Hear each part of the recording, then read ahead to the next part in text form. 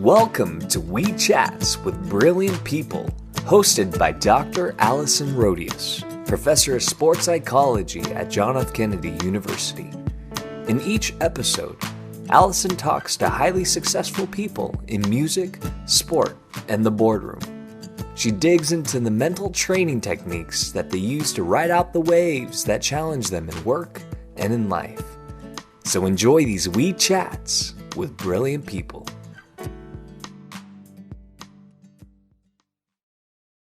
Welcome back to WeeChats with Brilliant People. Today I am uber excited to be talking to Wayne Ferreira. Wayne, welcome to WeeChats. Here we are with our WeeChats mugs. Very cool. I like the color pink too. Oh, thank you. We're not actually having a cup of tea today. We're having some water because... It's a lot for tea right now. we finally got a summer day here. I know. Jeez. I know. People who listen to this all over the world won't believe that recently in California, in the Bay Area, it's been pretty cool. But today we're roasting. So we're here in Berkeley at the gorgeous Claremont Hotel. And Wayne has kindly agreed to be part of the WeeChats menu, as it were. So... Wayne is what I would consider a tennis legend. He's so kind. I know. Very kind. I have actually been trying to get a hold of Wayne to interview for about 2 years. So I'm really excited to be able to track him down. And like I said, he's a tennis legend from what I've been reading, but also what I know about you. You... I believe, have one of the best consecutive match records for consecutive in Grand Slam events, which is unbelievable. Yeah, no, I never really knew or even bothered about it until I got towards the end of my career when somebody told me, and I never realized that I never missed one Grand Slam when I started. So I played 14 and a half years. I think 56 Grand Slams in a row. Well, how did you do it? I mean, obviously... You've been blessed with, a body that doesn't necessarily get injured that much, maybe? Yeah, I mean, it's good and bad in some ways. I think not getting injured as long as I did also took away some of the drive. You know, sometimes I say it's good to be injured because then it gives that enthusiasm to come back. Yeah. I had injuries. I had a couple, little things here and there. I actually had surgery on my knee and ankle and those sort of, but I did it always on the off season. Okay. And I had my bits, but I was never out really, really long. But I was very fortunate. I took care of myself. I looked after. I worked hard. I did all the right things. So even today I'm still healthy. So, touch wood. Hope it stays that way. Okay, touch wood. Yeah, we'll hope that. So, what's interesting about that longevity? This focus is all about mental preparation and stuff. What about that? 14 and a half years as a pro. You were in the world's top 10. How did you, on the mental side, what was that like, being able to do that year in, year out? Well, I think I really loved tennis and I liked what I was doing. But it's a long time. And I think the one thing that I did really well, you see a lot of great tennis players that kind of go ranked really high and then they drop out and come back and rank high. I was actually inside the top, when I first top 50 and then top 20 for about 10 years in a row. I never dropped out of it. Wow. I stayed very focused. I think physically I was good, but mentally I was also good. And, I had my patches where I was a little bit tired. Like I went through the US Open one year and I was exhausted. I did really well and took from September to the rest of the year off. Sometimes I would take the whole of November, December off. Sometimes I wouldn't take any off and take February. I was always trying to find ways to stay healthy mentally and physically because I felt it was important. And I think the biggest negative of my tennis was my concentration level, but it wasn't so much of mental fatigue. It was more from just concentration levels. They would fluctuate quite a lot. So you say that was your biggest negative? What do you mean by that? Well, I think I lost a lot of matches by losing concentration. Okay. I'd be winning, I'd be playing and winning, and I'd be up and win a set and up a break and take it a little easy and start not concentrating and thinking about other things and end up losing the match. Do you know what other things you were thinking of? No. Just... you really got distracted? My attention span. Yeah. No, it wasn't anything that really distracted me. It's just my attention span. When things were easy, I got bored. Okay. But when it got hard? I was always good when it was hard. And I was actually much better when I was losing, I played better. Huh. Yeah, I played worse when I was ahead because it was too easy. Sometimes I didn't concentrate as hard. You know what some people do when they're ahead, they choke. Yeah, I never choked. I just lost concentration. I never had a problem serving a match out at 5-4 or 6-5 or close in a tiebreaker. I always had a problem being early or middle. Like I would win the first set 6-4, and there were so many times that I would go down like 2 or 3 love. Yeah.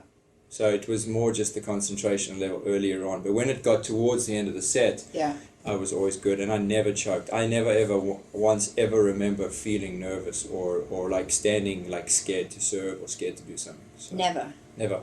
I was always good with that. It's just the concentration levels earlier on in matches. So, do you think that that's just the way that you always were, or did you? Yes.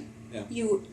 It's kind of like you were born with it, or you were raised to be like that. Well, I always remember when I was a junior, my mother always used to drive her nuts because I would end up winning matches 7-5 in the third or things like that against kids who were not very. I'd win the first set 6-love. Right. And then I'd end up losing the second set, but I'd be messing around or so little concentration that it was hard for me to get back into the match. And a lot of times I would end up winning in the end, but a lot harder. Like I was never one of those types of guys who would go out and win love enough. That didn't happen with me. Because you got bored. It got bored. Yeah. I don't know if I felt sorry for the guy or not, but I was never one to just win 0-0 and love and 1 or 1-1. I was always either like 6-love, 6-4 or 6-3, 7-5 or something like that. It was always a problem. So how do you think other people perceived you then on the tour? I don't know if people really knew to me or understood that. You think they really thought about it? I don't know if people did or not. If they did, nobody ever said anything. Yeah. But I was like that too when I played a lot of the times. I always believed that when I lost the first set, I always put extra focus on the first few games. Yeah. Because I knew that I used to lose concentration, and I always imagined that the other person would too, and they generally did. Okay. I think everybody to a certain degree, unless you were a Michael Chang or somebody who was very special mentally like that, everybody always had a little lull in their game, and it always came when they were up a set or up a break. So I mean, I always used to push really hard early in the second set because I also knew that they would be a little bit sort of more lackadaisical or not as focused because they put so much energy into winning the first set. Yeah. And you have to sometimes pace yourself, especially over 5 sets, that it's hard, I think, to concentrate full out for 5 sets. For sure, especially if it's less than 3 hours, something like that. And you also don't know how long it's going to last. Right. So you don't know how long you should focus, I mean, you kind of pace yourself, but you don't really know. It's like running a race, but don't really know where the end is. Huh. So I hadn't thought about it like that. You run and you don't know how fast to go because you don't know if you're going to run out of energy or if you get to the end and you have a lot more left. And I think a lot of times people go to the lot more left than they're running out of energy.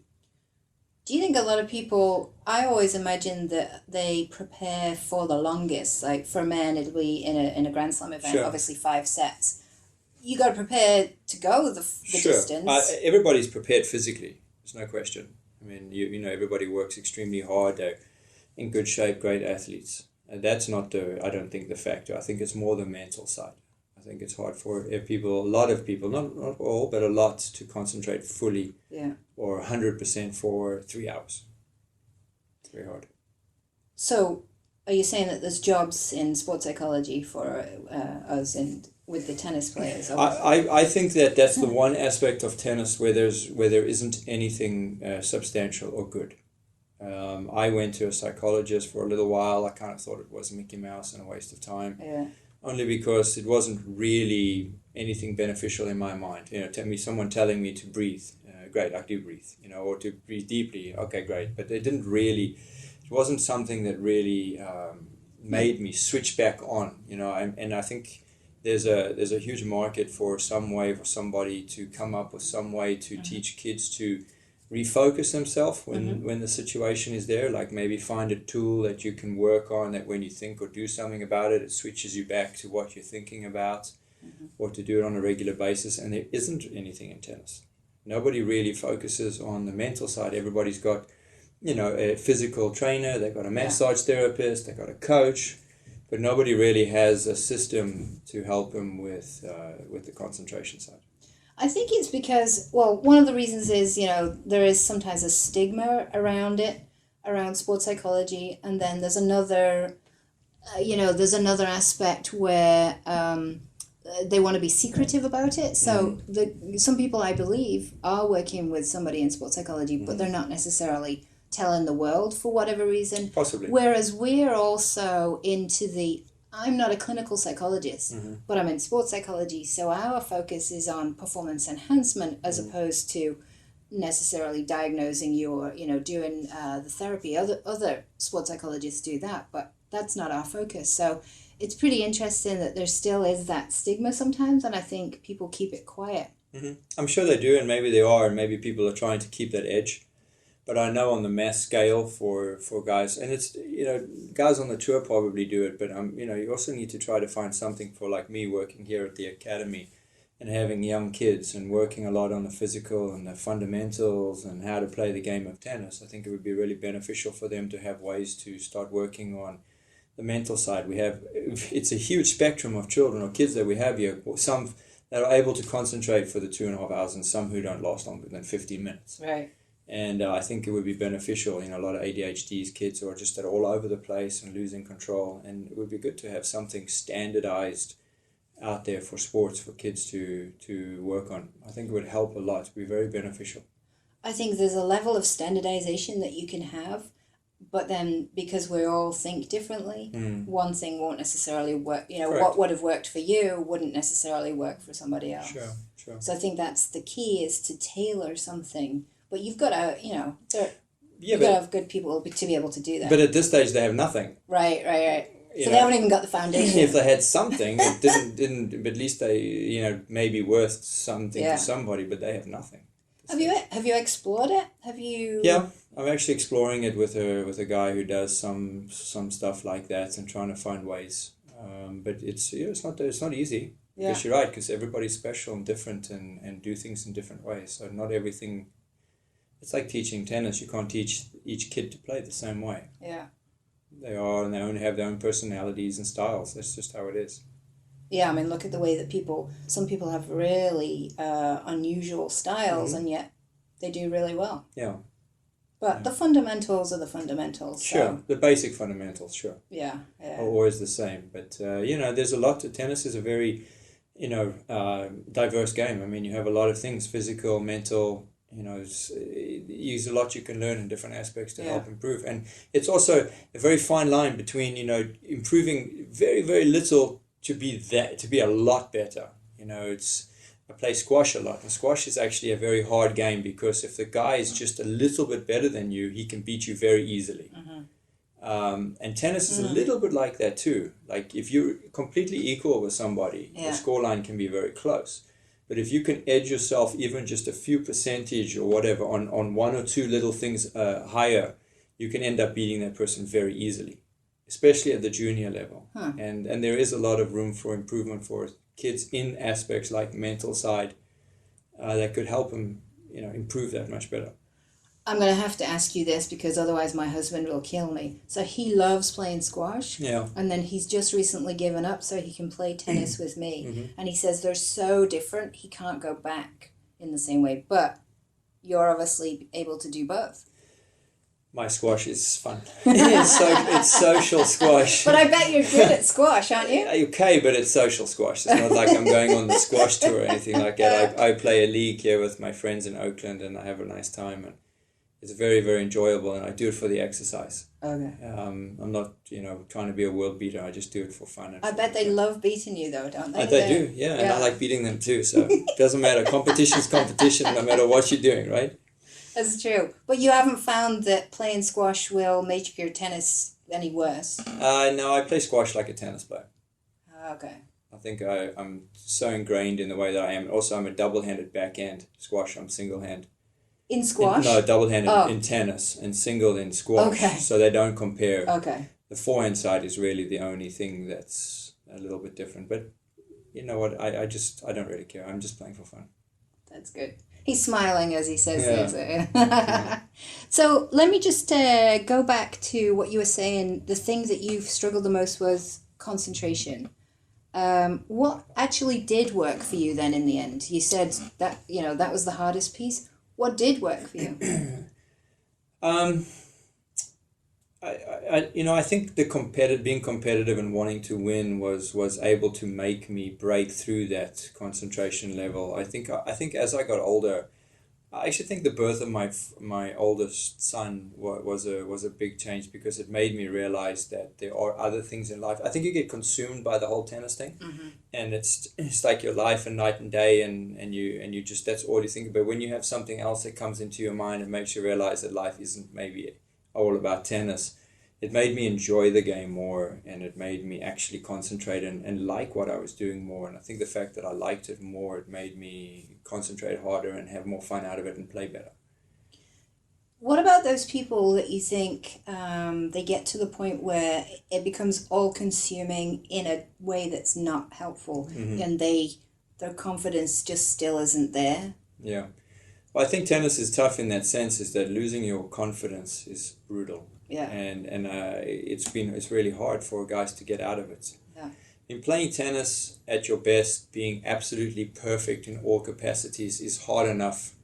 But when you have issues like a little injury, or you have a little bit of a confidence issue, it makes the game awfully difficult. I was very lucky that I didn't really suffer too much on that side. I didn't go through a patch where I really had where I lost my confidence. So I was okay, but I had a lot of friends that it happened to, and it was really, and I try to help in many ways. There wasn't much to do. It was, and then it was really weird, because they'd be lose, and then all of a sudden they'll play well one day, just out of the blue, and then gone, absolutely gone, and then they play well again from then onwards. So there wasn't anything that really changed, or so it's very weird how that happens.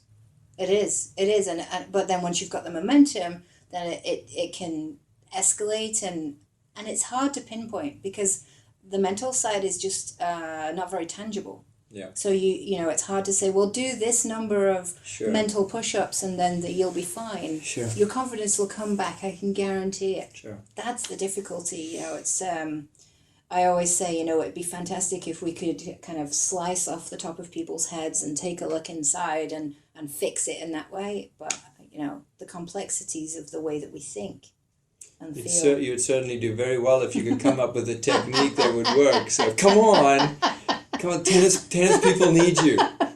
Find it. Find it, yeah. Find it. If only. And there's been a lot of people out looking for it. It's also, in a completely different, but they always talk about bringing up a child, right? There's no book. Yeah.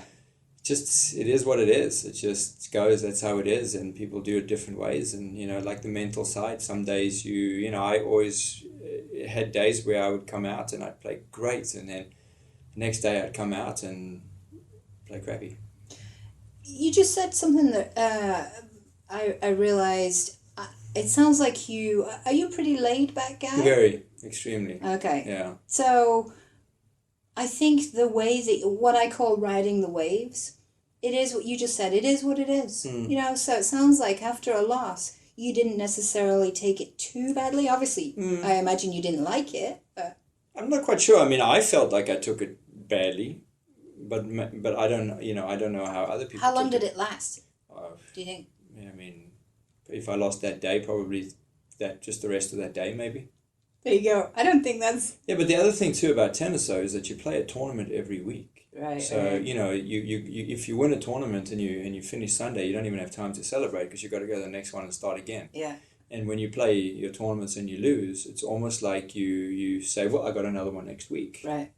I think if you were like a runner who focused their whole life on the Olympics, for 4 years, and then you got there and you blew it, then you might, be depressed for a very long time.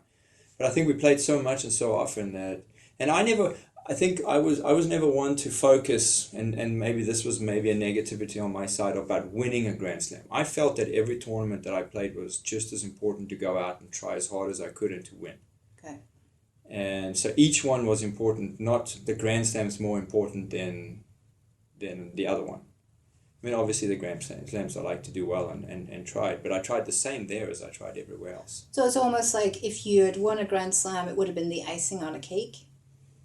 Possibly, but I was more interested in just winning. Right. Winning in general. Winning a tournament was enough for me. I just wanted to win. Yeah. And you won a lot. I won a lot of tournaments, sure. but I just wanted to win. To me, it didn't really matter what. I just wanted to leave. I can tell people, I think about tennis, I say, to be a great tennis player, you don't have to win all the time. You just need to win more than you lose. I said I played 16 years, and I would play about 22 tournaments, say 20 tournaments a year. Yeah. Out of the 16 years, I won 16 tournaments. So basically 19 weeks out of my 20, I left a loser. And actually I played doubles too, so I left a double loser. Yeah. So almost 90 whatever percent of my tournaments I end up losing. So basically I lost. And that's what people always end focusing, I lost, but they don't realize that I won 3 matches or 2 matches before I lost. Right. And so I try to focus on the winning picture, but then realized over time that winning more than I lost was actually made me a good tennis player. Yeah. And that's what we try and install with the kids, because they focus so much on winning that every time they lose, it's the end of the world. But you try to make them understand that it's not always about winning; it's about winning more than you lose. I think that works great for people who love numbers. The challenge is for the people who don't love numbers, and so it comes back to kind of maybe the bigger picture, the riding of the waves. Yeah. You're not necessarily looking. You want to time your peaks, Sure. obviously, but maybe you also want to make sure that you stay in a reasonable fashion as opposed to your lower level, down there. I think I would have done things a lot differently, like you're talking about that. I would have peaked more. I would have tried to have peaked more at the Grand Slams. Do you know how you would have done that? Played less. Ah. I would have done a better schedule. I didn't have anybody with me when I started that had any idea on how to do anything. Right. It was just all on my own doing it. So I just played. I played every week. I traveled all over the world. I played as many tournaments as I could. A lot of times I got to Grand Slams, like I would win the week before, and then I get to the Grand Slam and I was tired. So I should have, if I'd had more of a specialist with me or taught me better, I might have done it better. But I think I would have played less and focused more on the Grand Slams. Would it have made a difference today, sitting here today, in hindsight? Who knows? Who knows? But maybe I would have, but I might not have done the same. Yeah, yeah. Might have done worse. I might have got injured, because maybe if I didn't play as much, so it is what it is. It is what it is. Here you are. Here I am. Otherwise, you wouldn't be talking to me. There you go. And I wouldn't. I'm happy with what I did. I loved my life. I was very spoiled. I lived a great life, and I still do from tennis. I'm still involved in tennis, and I'm very lucky. Yeah, I imagine that you did have a wonderful life, and you still do have a wonderful life. What struck me when I met you today was how happy and laid back you seemed. So. Yeah, I enjoy coming out and playing with the kids and hanging out with them, and I enjoy being outside. Yeah. And I do have a job that I do, and it's different. It's stressful and ways, and getting away and coming out and playing tennis is my release. It keeps me happy. I love it. I know it. It's all my great memories in life. It's something I always want to do because it's with me. And I would hate not to have the opportunity to be out playing tennis. So just wrapping up, what's the one, what would be the biggest thing that you would say is important to do mentally if you're a tennis player and you want to be playing well? Oof, that's a tough one. It's hard. It's hard to say. I don't know about mentally, but all I would tell people something that I did, and I also had a huge respect for a guy like Michael Chang, is that I would, not so much on the mental side, I would always say, keep trying, like fight as much as you can, because it doesn't really matter what the score is or where you are in the match. You can always win, and just never give up. It's not really a mental thing, but I think it is mental. It is, yeah. I think so. It happened to me a lot of times. I won a lot of matches being down, only because I just kind of felt that I could still win, and if I tried hard enough, and if the guy won, then you had to play well to win. And I think that's the hardest part with people, is that they give up a lot. They lose the confidence side, but the belief side in themselves. And if you can learn to fight and learn to put in a good effort and try your hardest, you'll be surprised on how well you can do. Is there a difference between belief and confidence? Well, I think they both go hand in hand in a way. You got to be, you have to believe that you can win, which I think gives you confidence. Mm-hmm. But if you go out on a tennis court and you go out and you believe you can win, you can. If you go out and you don't think you will, you won't. Right. I have a lot of kids playing tournaments and like, oh, I got to play that kid. Oh, I'm like, do you think you can win? And they're like, oh, no. Well, that's it. Well, you're going to lose. If you don't believe, you're not going to win. Yeah. And so I would say for me, I would tell kids more to just go out there believing that you can win. And even if you can't, if you go out and try your best, but if you go out and think you won't play well either, and you will lose. You know, something that I often say to athletes that I work with, and I say this to my students too, is, fake it till you make it. Mm-hmm. Can you pretend that you think you can win? Mm-hmm. Oh, yeah, I can do that. Well, how long can you make it last? I'll see, and they see how long they can do it, because then that comes back to the concentration thing. Because a lot of the time, it's not like you're tricking yourself necessarily, but it can work short term, and then it can also eventually bleed into a true belief. Sure. So it's incredible how effective that can be. I always use the analogy of the swan on a lake. You know, the swan is perfectly calm and it looks graceful and great, but underneath it's going like this, like crazy under the water. Nobody needs to see that. You can fake it till you make it. You can make people think that you believe, and also that will instill in you a belief. And do you have a way of them doing that? Is there like something that they can practice for that? You can talk to them about using, it might sound banal, but sometimes using animal analogies can actually help. All you're really doing is one tiny shift. It's almost like a pizza slice. So if you're trying to go from here, the middle of the pizza slice to the end, but you want to do something different, all you have to do is change a little bit in the way that you think. You don't have to make a massive shift. And I think this is what you know about tennis, obviously. You make one little shift and your behavior can take you at a different angle, and you can end up in quite a different place, and it could be the big difference between winning and losing.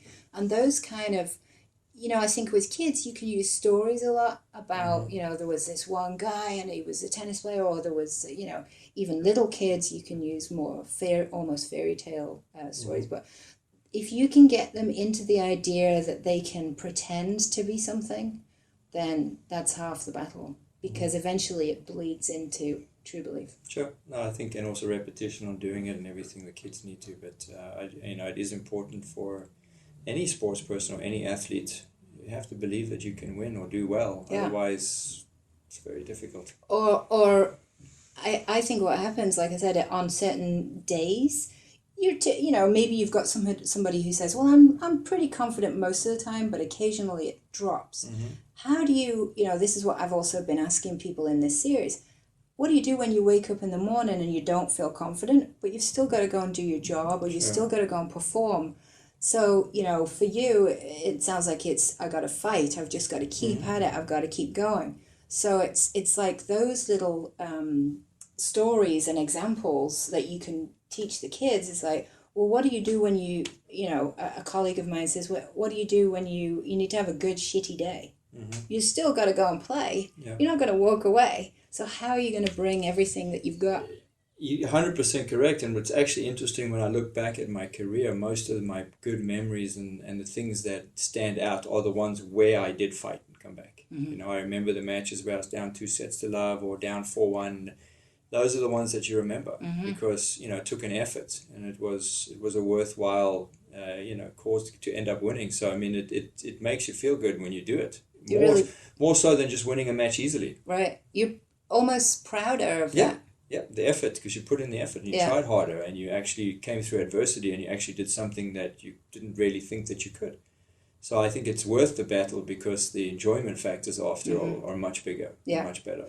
And also as a coach, instilling the idea that I'm going to reward you for the effort that you put in, not necessarily for the outcome, whether you win or not. But if you leave everything on the court, you're going to be unbelievable in my eyes. Absolutely. And that's what good coaches do. Yeah. And just trying to get it installed into them is the hard part. But it makes, that's the difficulty of being a coach, right? Right. Doing it yourself is easy. Trying to make other people do it is hard. That reward system is tricky because, we're complex. Yeah. Well, I have one question to wrap up that I've been asking everybody. Yeah. If you knew you couldn't fail, what would you try to do tomorrow? If I knew I couldn't fail, does it have to be sports related? Mm-mm. Oh, man. Whatever you want. I don't know. I think I would go and play the finals of Wimbledon. And win, obviously. Yeah. Well, like you said, I couldn't win, right? I mean, I you couldn't lose. fail. I couldn't fail. So, when I was a kid growing up, I mean, Wimbledon was really the pinnacle of sport, not even just tennis. I mean, we didn't have much TV, and Wimbledon was it. Everybody waited around and sat and watched it. And every time I went there, and even now when I go back every year, I get the biggest joy and kick walking into that stadium. For me, that's the pinnacle of anything, really. I would want to win Wimbledon. Me too. Yeah. Yeah, that's what I would say. Actually, Roger Draper, the guy who used to be the CEO of the LTA, he said the same thing. He said, I would go and win Wimbledon. Yeah. Yeah, I would too. I would too. And that's why I've got my grass ring on. I'm ready. Bring it.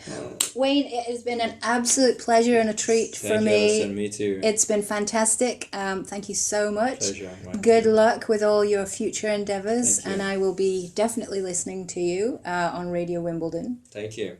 No, thank you so much for letting me be a part of this. I really appreciate it. Thank you. Thank you for doing what you're doing. It's great. You're now on the list of brilliant people officially. Whew, that's a tough one. Thank you. Tune in next time to hear who we have on WeeChats with Brilliant People. Bye. Thanks a lot.